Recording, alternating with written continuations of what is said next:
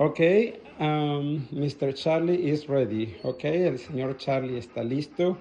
He had like very long hair. Now his hair was cut down to 19 millimeters long on the body and 25 millimeters long on the head.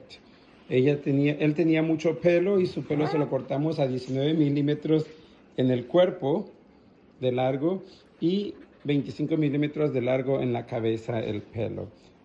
So as I mentioned before in my previous video about him, he's a hypoallergenic dog, which means its hair produce less, there is something that's called allergen, I believe. And so these kind of dogs are bred specifically so they don't produce as much as the regular dogs, so therefore they become better options to be pets for people with allergies.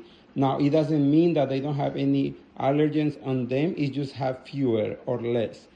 Estos perros fueron cruzados de tal manera que producen menos agentes que producen alergia en su pelo. No significa que no producen ninguna, sino es menos que en los perros regulares. Now, the different breeds that you can find that are hypoallergenic dogs can be like any type of doodles, well, most of any type of doodles, also the Yorkshire Terriers, the Shih Tzus, the Schnauzers, what else? The Bichons also. Basically, almost any dog that don't shed as much, they are hypoallergenic. So those are good idea for people who has allergies, but at the same time, even so, some people may be so sensitive that even the very little that they have in their body and their hair might cause them allergies. So you have to be very careful when you choose a pet if you have allergies. Entonces, los perros que son hypoallergenic son los schnauzers, los doodles, los shih tzus, los bichons, ¿cuáles más? Los poodles también son muy buenos, no sueltan tanto pelo y también son hipoalergénicos. So, you have to be careful and so when you choose one of these dogs to be your pet.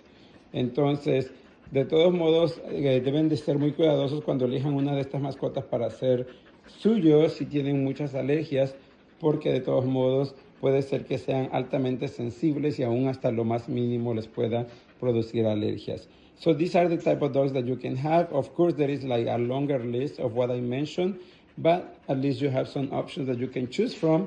And remember, the bigger or the smaller the dog that it is, the less or more work that you will have with that dog, and also the maintenance. The hair maintenance is something very important that you have to keep in mind when you choose a dog in regards to how often and how much will you pay for it in average. También recuerda que tener un perro de estos, debes de mantener en cuenta cuánto vas a gastar más o menos, tanto en el cuidado del pelo, en el corte de pelo y qué tan seguido tienes que hacerlo.